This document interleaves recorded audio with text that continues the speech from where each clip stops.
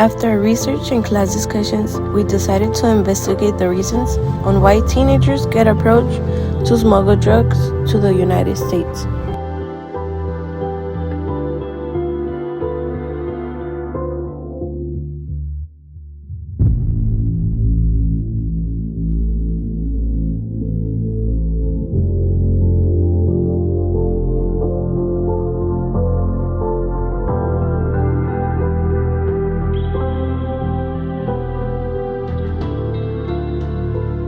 I have lived in the San Isidro community for 12 years now. It's a community, I feel it's so unique as we're so close to the border. I feel like we share the same background, so I feel that that's what brings us stronger and tighter together. So I've lived in the San Isidro community basically my whole life. And my neighbors, like the left side is like Mexicans, the right side it's like Americans. So I got a combination of the American and the Mexican side. And what I like the most is that I didn't have to leave my tortillas de harina or like mis frijoles or las bodeguitas like far back in Tijuana, because there's the tienditas, there's the bodeguitas.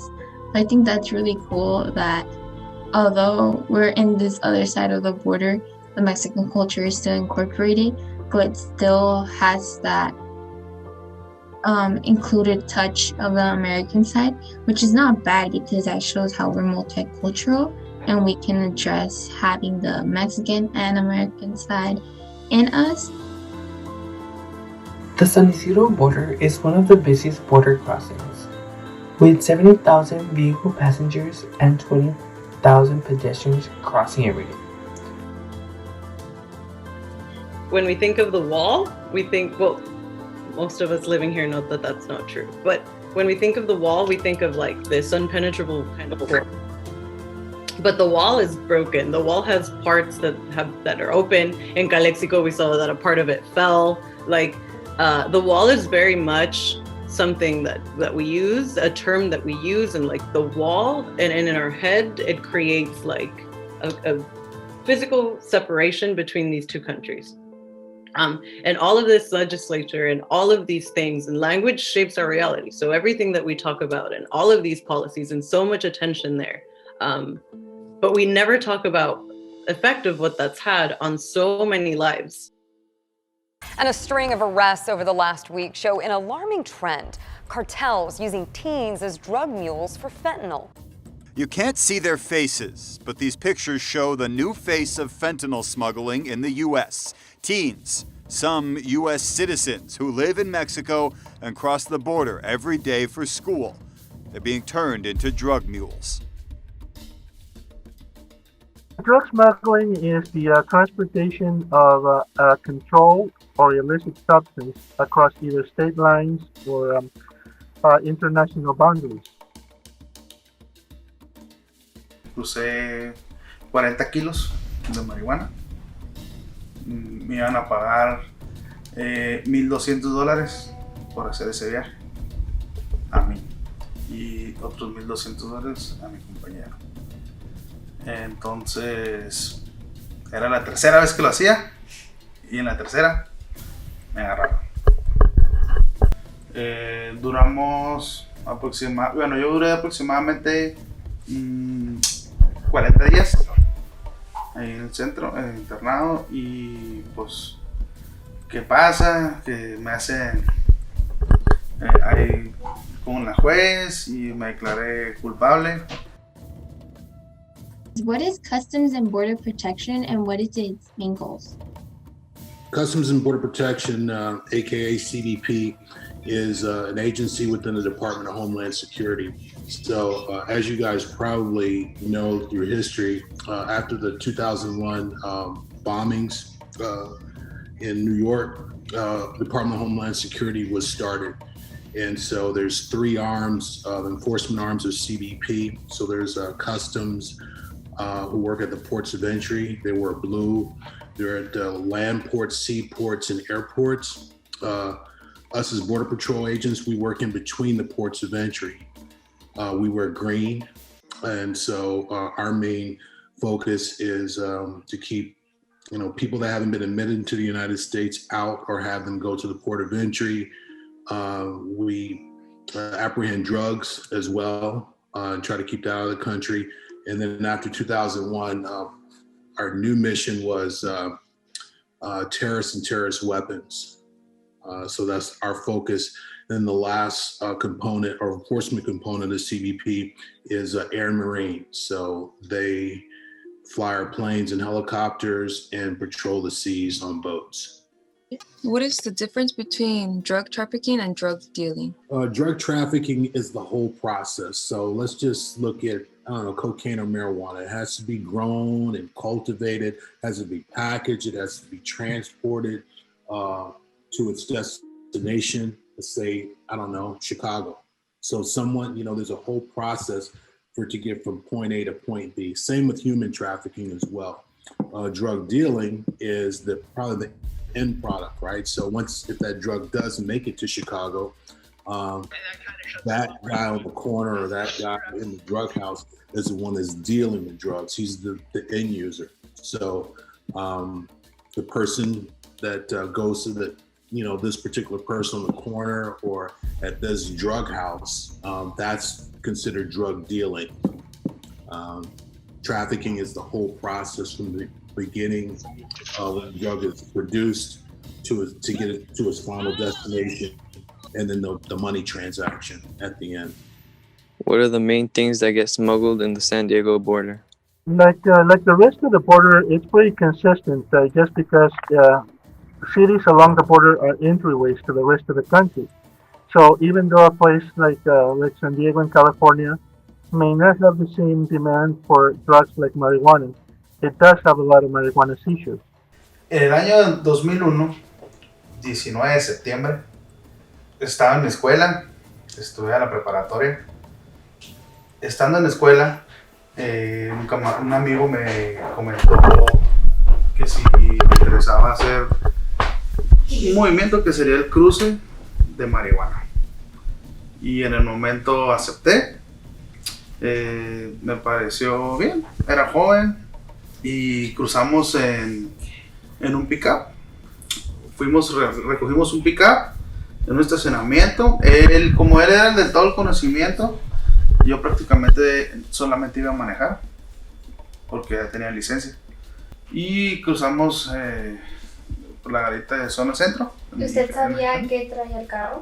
Sí sabía qué tenía, mas no sabía la cantidad ni nada. Sabía que íbamos a cruzar marihuana. I do have to make a pause here because a couple of drugs are on the rise. These drugs are the drugs of today, maybe the drugs of tomorrow. They're synthetic drugs. We're talking about methamphetamine. We're talking about fentanyl. Really potent chemical stuff that's becoming popular all over the world.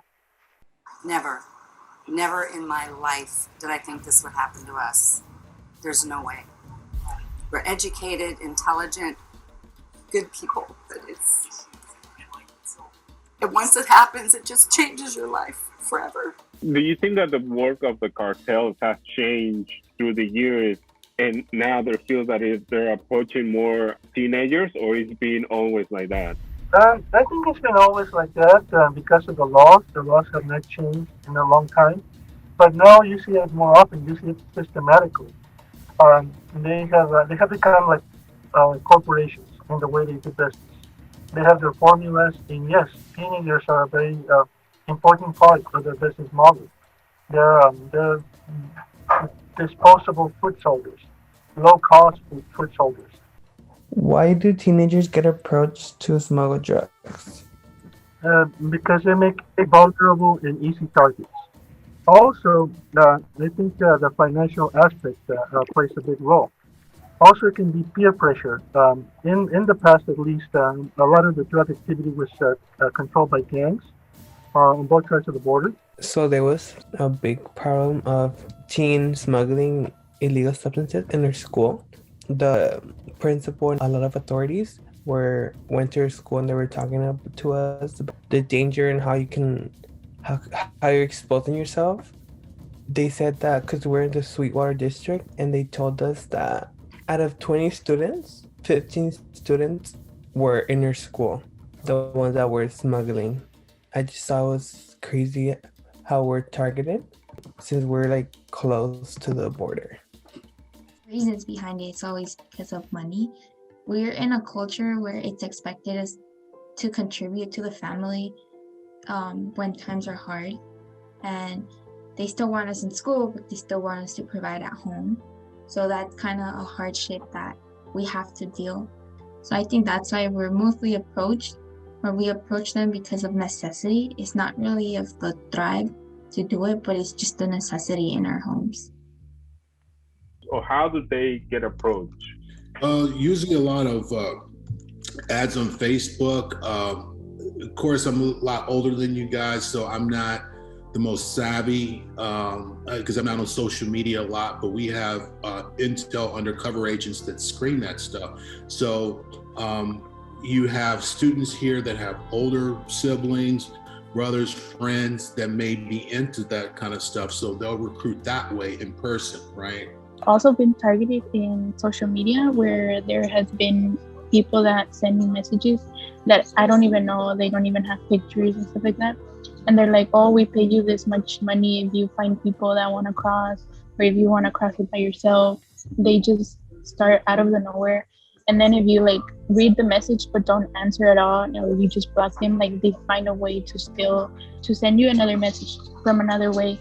And it's just, you feel weird, you feel like you're kind of being stalked in a way, because they just like try to send you a message. That the next day there was another one that said that he knew where I live. Like, it's very difficult for me to see those messages, and it was just like, oh, like, why aren't you answering me? It's scary and hard to see those type of messages. They should stop just targeting us by the backgrounds that we've had, and just lead us down that one path that they give out for us, instead of letting us know that there's more to us, that there's more than our background history. And also, instead of just trying to battle from one side of the border, try to come up with a solution in both sides of the border, because you can get rid of it in one side of the border, but if the other side is still going, eventually it will come back to the other side. We see it shown to us like migrants are criminals and invaders, but then you're like, okay, not true. But when they are, why? Like, why does that happen? And it's because of that. When they suspect that a person is carrying that substance, how do they apprehend them? So let's just say someone's driving, they have 2 or 3 other passengers in their vehicle, they're crossing the border. You come up to a customs officer, he's wearing blue, he says, what's your citizenship? Say US, he's going around, right? So now we have canines. So we have canines that run around, they're trained to find drugs. We're running the license plates, right? So there's a license plates reader. We're running the license plate to see if we have any hits on it. Has it been involved in any criminal activity in the past, right? So if that initial person, that agent or officer at the port suspects something, maybe the person is nervous, is driving, maybe the dog kind of alerts a little bit. So now he puts you into secondary, right? So secondary is where they want to get more information. They want to talk to you a little bit more and ask you, maybe, can we look at this vehicle? Can we look into your trunk? And, if we don't find anything, then, have a good day, go down the road. Now, if the dog hits and we do find something, now you're in handcuffs, we search you, and we go ahead and proceed with that and go throughout the car and see if there's any more contraband in there. Llegamos a la línea fronteriza, al cruce. Nos miraban lógicamente muy jóvenes, pero hay un error con mi compañero.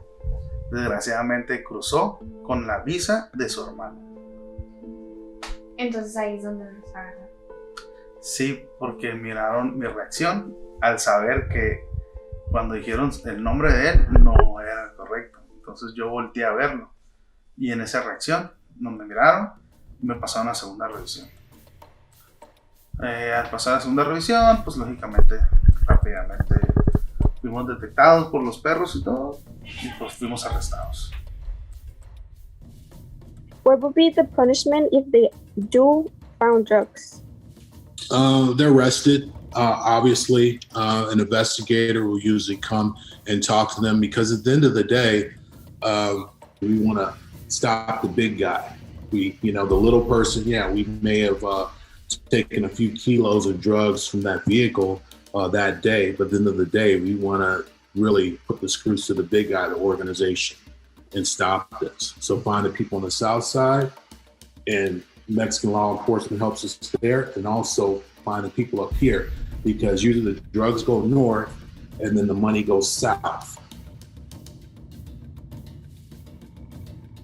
What can social media do to highlight border issues? You can pretty much just write about it. You can just do some postings and things that you believe are important, things that you think people outside the border should know. The class made infographics, PSA posters to share information about our research. I also took the lead in creating a website to share for our coming classes to learn and continue the research. What are some solutions or call for actions to this border issue? To provide more opportunities to teenagers such as jobs. Most of the times, us teenagers can't get jobs since we're too irresponsible or we're too young, and that leads us for easy money. Any additional advice or thoughts? Think before you act, because these mistakes can harm not only themselves, but their families too. If you get approached by any social media platforms, you do not reply and delete the message immediately. Do not risk your life for that fast illegal money. Making a way for yourself legally will not give you anxiety thinking the cops or something are onto you. ¿Qué pasó? Pues lógicamente traicionas la amistad de tus padres porque ellos no sabían ni nada, entonces traicioné a mi familia, traicioné a mis papás, me arruiné mi vida porque ya no puedo cruzar viviendo aquí en la frontera, no puedo pasar a los Estados Unidos tan cerquitas que estoy, y son una de las cosas que más me arrepiento en la vida. ¿Y qué consejo le da ahora a nuestra generación que en estos tiempos de necesidad a veces eso se mira como lo más fácil en hacer? Dinero fácil, se va fácil. Recomiendo pues que no lo hagan, lógicamente, porque se pierden de muchos beneficios que en el momento no te importan, pero a futuro pues sí hay consecuencias. Lógicamente a mí me fue bien porque duré poco, pero hay personas que les dicen que llevan marihuana y llevan cocaína o llevan otro tipo de cosas y son años de estar encerrados. O sea, a los jóvenes les digo que nada que ver con narcotráfico. We have to cross all the time, and even when we were still in school, we would see how the MTS would get super full. Like, that's how many students are crossing the border, and the government is not putting attention to these type of schools, border schools, because they're like, oh, like they're close, like, we don't need to worry about them. But we're the most targeted schools, that we have low percentages of students going to college, graduating college. We're low income places, so I think they don't realize how much temptation that is for the teenagers at our age, just doing the drug thing. So I think that's one that the government should learn and know about, and if not, we just need to make our representatives aware of what's happening so they can bring it up to the Senate. And it's not only that we want money, it's just that we need that representation that we have not been given, and that's why we're still seen as a liability when we're not. So I think that's a huge step up that needs to be done.